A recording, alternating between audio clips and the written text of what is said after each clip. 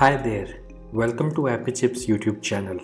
I am Ambajan and today we will learn how to install this app on Mac using Homebrew, which is also popularly known as simply Brew. But before we get started, let me answer some frequently asked questions first. To start with, what does a package manager like Homebrew does? Well, a package manager lets you install, uninstall or repair apps on your Mac.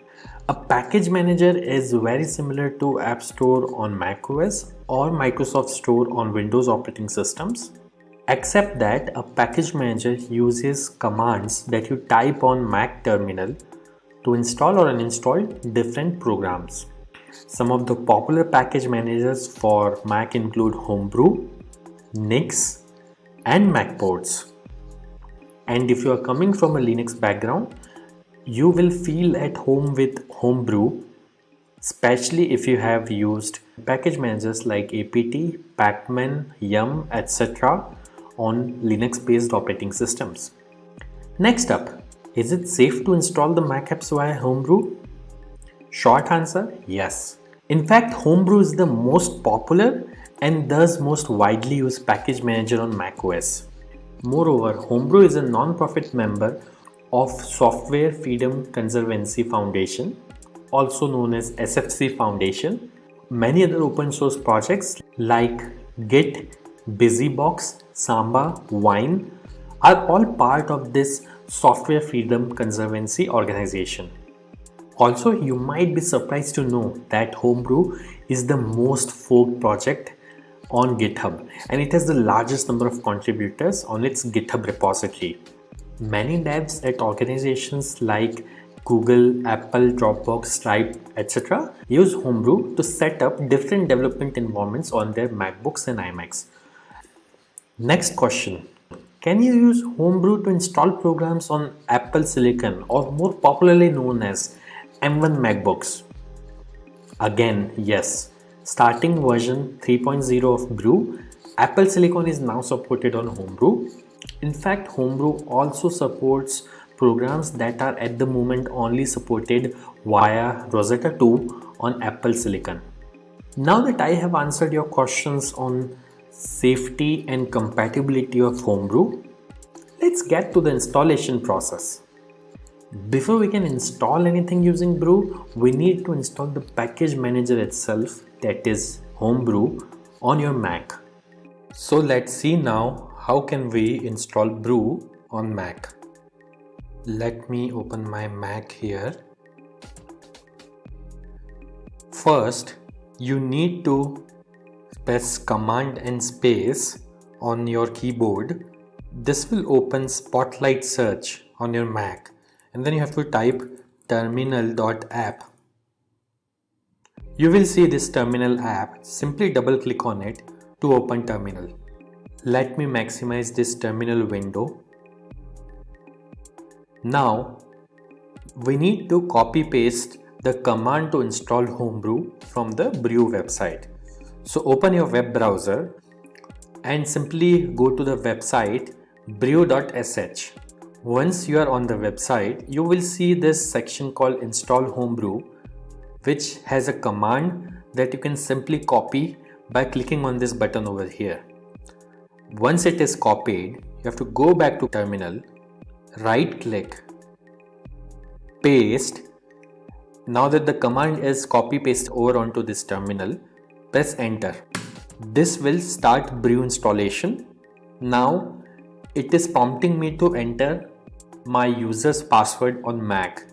I am going to type the password now, but it won't be visible on your terminal.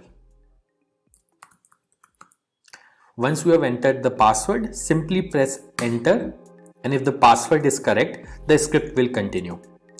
Now it is saying press return to continue the installation. I'll press enter here, and this will start the installation of Homebrew on my Mac. Let's wait for this to finish. As this message here says, installation successful. So that's it. Brew is successfully installed on your Mac now. Now before we proceed, I would like to highlight that Brew collects anonymous usage data via Google Analytics. As you can see on this page, if you want to opt out, you can simply run this command brew analytics off and press enter, which simply disables the anonymous usage data collection on your Mac. Now let's update the package database locally by pulling the metadata of the latest packages on a local map from the central brew repository. This should typically take less than a minute to complete depending on your internet connection speed. To do so, simply type the command brew update and press enter. As you can see, my local brew database is already up to date because I just installed brew on my system. Now to install the app, let's run the brew install command. Mind you, if during installation, if you're prompted to enter a password, enter your Mac user's password to continue.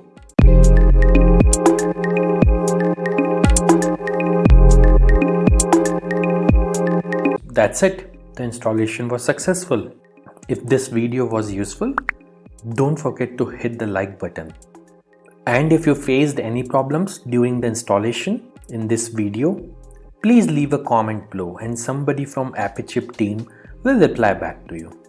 If in future any app installed using brew stops working, then you can simply reinstall it using the command brew space reinstall space the name of the program. For example, I'll try to reinstall this program called Hello, which is already installed on my system. As you can see, it is downloading the program and it says reinstalling Hello, and now Hello is successfully installed. And if you want to uninstall any app installed using brew, simply run brew space uninstall space the name of the program. In this case, I will try to uninstall the program Hello, which is already installed on my system. As you can see, within a few seconds, it says the program is successfully uninstalled. Also, over time, brew might end up consuming disk space on your Mac as it keeps installers of the programs that you had installed on your hard disk in a cache directory. So you can use the brew space cleanup command once every 6 to 12 months to free up some space on your Mac. This command removes app installers and older versions of the packages only. It would not uninstall any of the apps that you have installed. As you can see, brew cleanup was successfully run on my system. So do subscribe to our channel as we have tutorials for installation of over 9,000 programs on Mac, which will come handy.